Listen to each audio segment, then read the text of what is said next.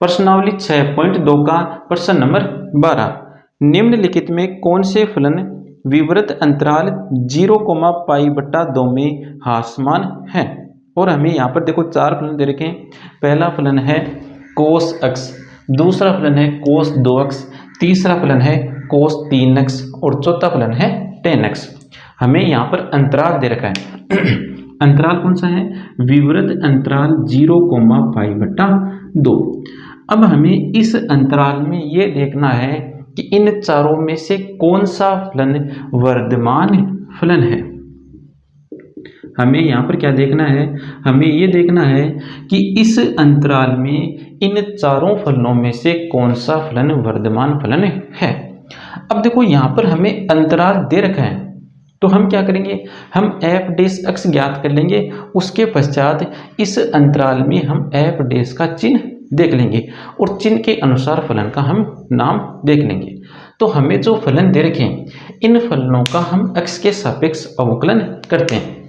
तो लिखो x के सापेक्ष अवकलन करने पर, x के सापेक्ष अवकलन करने पर क्या आएगा? f' बराबर माइनस साइन x। अब हमें अंतराल क्या दे रखा है? अंतराल हमें दे रखा है विवृत अंतराल 0,π/2। अब हम इस अंतराल में f' का चिन्ह देखेंगे। तो यहाँ पर देखो, यहाँ पर हमें f' में त्रिकोणमितीय फलन मिला है। अब ये जो यहाँ पर हमें अंतराल दे रखा है, ये अंतराल का मान हम कहाँ पर रखेंगे? इस x की जगह रखेंगे और x इस त्रिकोणमितीय फलन का है कोण। अब ये देख लो कि ये जो अंतराल है, ये अंतराल कौन सा चतुर्थांश बनाता है। तो ये अंतराल प्रथम चतुर्थांश को बनाता है और प्रथम चतुर्थांश में साइन होता है प्लस का, मतलब साइन 0 से बड़ा होता है। तो x का मान जब इस अंतराल से हो तब साइन x धनात्मक होता है और धनात्मक को किस प्रकार लिखा जाता है? इस प्रकार। अब मैं यहाँ पर f' बना रहा हूँ, तो f' बनाने के लिए मैं इस साइन x को गुणा कर दूंगा माइनस से। तो माइनस से गुणा करने पर क्या मिलेगा? देखो, minus sine x less than 0, ये बन गया f'। तो f' लेस देन 0। अब देख लो, ये जो स्थिति हमें यहाँ पर मिली है, ये स्थिति कौन से फलन की है? तो ये स्थिति है निरंतर हास्यमान फलन की। कौन से फलन की है? निरंतर हास्यमान फलन की। तो यहाँ पर लिखेंगे हम, अतः विवृत अंतराल 0,π/2 में दिया गया फलन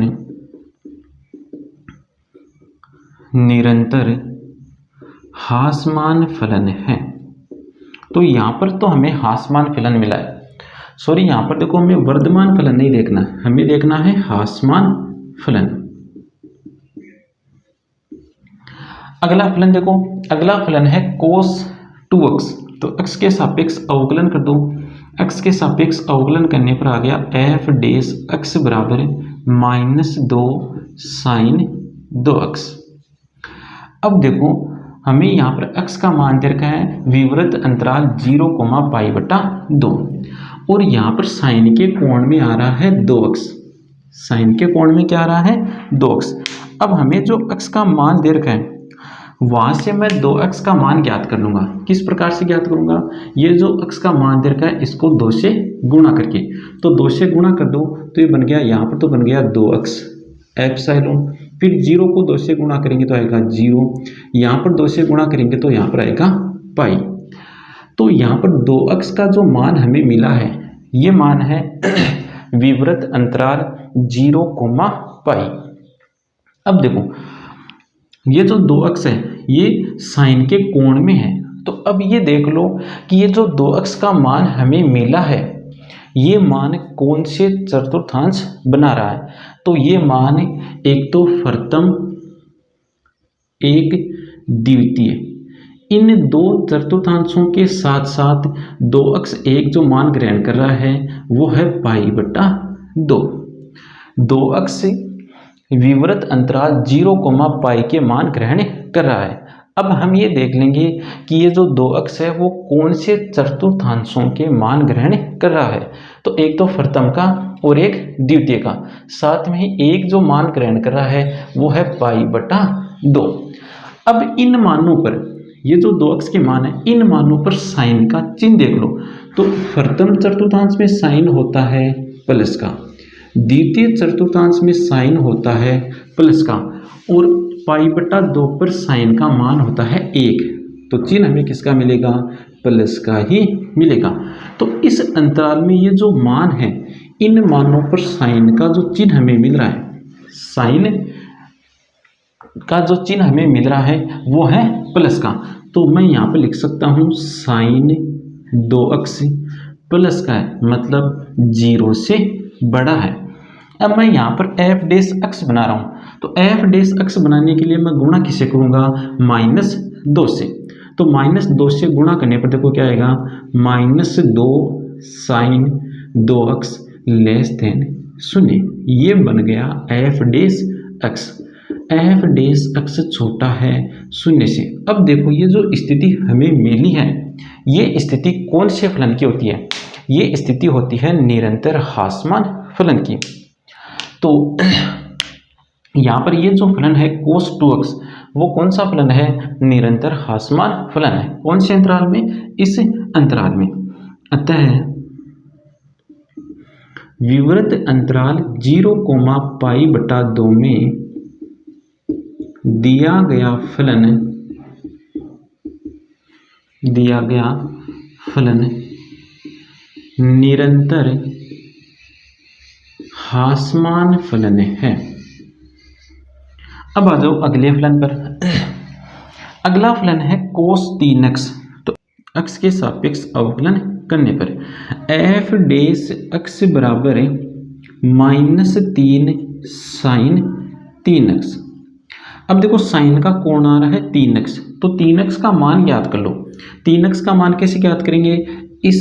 ये जो अक्ष का मान हमें दे रखा है, इस अक्ष के मान को 3 से गुणा करके, तो 3 से गुणा करो तो आएगा 3x एप्सिलॉन। यहाँ पर भी 3 से गुणा कर दो तो यह आ जाएगा 0,3π/2। तो 3x जो मान ग्रहण करा है वो है विवृत अंतराल 0,3π/2, और ये जो 3x है वो आ रहा है साइन के कोण में। अब ये देख लो कि ये जो कोण है साइन का, मतलब जो 3x है वो कौन से चतुर्थांशों के मानों को ग्रहण कर रहा है। तो यहाँ पर चतुर्थांश बना लो। यहाँ पर होता है 0, यहाँ पर होता है π/2, यहाँ पर होता है π, यहाँ पर होता है 3π/2, फिर यहाँ पर आ जाएगा 2π। अब देखो साइन का जो कोण हमें मिला है वो है विवृत अंतराल 0,3π/2, मतलब यहाँ से लेकर यहाँ तक 0 को शामिल नहीं कर रखा है, 3π/2 को शामिल नहीं कर रखा है। अब देखो एक तो आ रहा है यहाँ पर ये चतुर्थांश, एक आ रहा है ये चतुर्थांश, और एक आ रहा है ये चतुर्थांश। इन चतुर्थांशों के साथ साथ एक कोण का मान ये भी आ रहा है और एक कोण का मान ये भी आ रहा है। तो 3 चतुर्थांशों के साथ साथ साइन जो 2 कोण और ग्रहण करेगा वो है एक तो π/2 और एक है π। अब ये जो चतुर्थांश हमें मिले हैं, इन चतुर्थांशों में देख लो साइन का चिन्ह। तो प्रथम चतुर्थांश की हम बात करें और द्वितीय चतुर्थांश की बात करें तो यहाँ पर तो साइन होता है प्लस का, साइन का जो चिन्ह होता है वो होता है प्लस का, और तीसरे चतुर्थांश में साइन का चिन्ह होता है माइनस का। π/2 पर साइन का चिन्ह होगा प्लस का। क्यों? क्योंकि साइन π/2 का मान होता है 1 और 1 का चिन्ह है प्लस का। साइन पाई का मान क्या होता है? साइन पाई का मान होता है 0, तो यहाँ से हमें कोई चिन्ह नहीं मिलेगा। अब देखो 0,π विवृत अंतराल 0,π, जब 3x का मान इस अंतराल से हो तब साइन 3x प्लस का है, मतलब 0 से बड़ा है। और 3x का मान जब अर्ध संवृत अर्धविवृत पाई कोमा 3π/2 इस अंतराल से हो तब साइन 3x माइनस का भी है और शून्य के बराबर भी है, मतलब शून्य से छोटा है और शून्य के बराबर है। अब देखो यहाँ पर मैं बनाना चाहता हूँ f'(x), तो f'(x) बनाने के लिए मैं क्या करूँगा, -3 से गुणा करूँगा। तो -3 से गुणा करने पर क्या होगा, यहाँ पर तो f'(x) बन जाएगा और ये असमीका की चिन्ह बदल जाएगी। तो इस बात को मैं यहाँ पर सीधा लिख रहा हूँ, यहाँ पर तो बन जाएगा f'(x) और ये चिन्ह बदल जाएगा और यहाँ पर बन जाएगा f'(x) > 0। अब देखो ये स्थिति कौन से फलन की होती है, ये निरंतर ह्रासमान फलन की स्थिति है और ये स्थिति है केवल वर्धमान फलन की। तो ये स्थिति है वर्धमान फलन की। तो देखो 0 से 3π/2 में 0 से लेकर 3π/2 तक, यहाँ से लेकर यहाँ तक हमें निरंतर ह्रासमान भी मिल रहा है और वर्धमान भी मिल रहा है। दोनों स्थितियां हमें मिल रही है। दोनों स्थितियां मिलने के कारण ये जो फलन हमें दे रखा है, ये फलन न तो ह्रासमान है और न ही वर्धमान। तो हम लिखेंगे अतः दिया गया फलन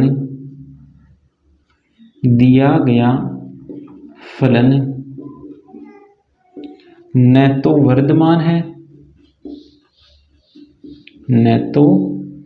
वर्धमान है और न ही ह्रासमान है।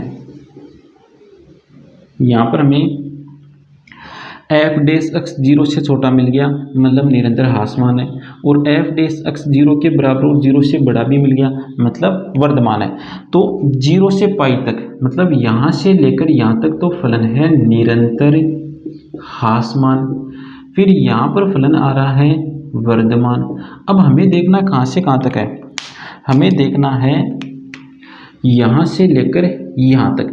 तो यहाँ से लेकर यहाँ तक में निरंतर ह्रासमान भी आ रहा है और वर्धमान भी आ रहा है, दोनों ही स्थितियाँ बन रही है। दोनों स्थितियाँ जब बन जाती है तब उस फलन को कहते हैं ये फलन न तो वर्धमान फलन है और न ही ह्रासमान फलन है। और ऐसा ही कुछ इस फलन के साथ हुआ है। अगला फलन देखो f(x) बराबर लिखा हुआ है tan x। तो f'(x) ज्ञात कर लो। f'(x) बराबर क्या आएगा, sec²x। x के सापेक्ष अवकलन करने पर f'(x) बराबर आ गया sec²x। देखो मैं इसको इस प्रकार लिख सकता हूँ, f'(x) बराबर sec(x) का होल स्क्वायर। अब देखो x से जो मान ग्रहण करा है वो है विवृत अंतराल 0π/2 और यहाँ पर x से सेक का कोण भी बना रहे हैं। तो अब ये देख लो कि x जो मान ग्रहण कर रहा है वो कौन से चतुर्थांशों के मान ग्रहण कर रहा है, तो x प्रथम चतुर्थांश के मान ग्रहण कर रहा है और प्रथम चतुर्थांश में सेक का जो चिन्ह हमें मिलता है वो होता है प्लस का। तो सेक हमें प्लस का मिलेगा और प्लस की संख्या का वर्ग करेंगे तब भी हमें कौन सी संख्या मिलेगी, प्लस की ही संख्या मिलेगी, मतलब हमें 0 से बड़ी संख्या मिलेगी। तो मैं यहाँ पर लिख सकता हूँ फिर sec(x) का होल स्क्वायर 0 से बड़ा है, अर्थात f'(x) बड़ा है 0 से। अब ये जो स्थिति हमें मिली है ये स्थिति देख लो कौन से फलन की है, तो ये स्थिति है निरंतर वर्धमान फलन की। तो हम लिखेंगे अतः दिया गया फलन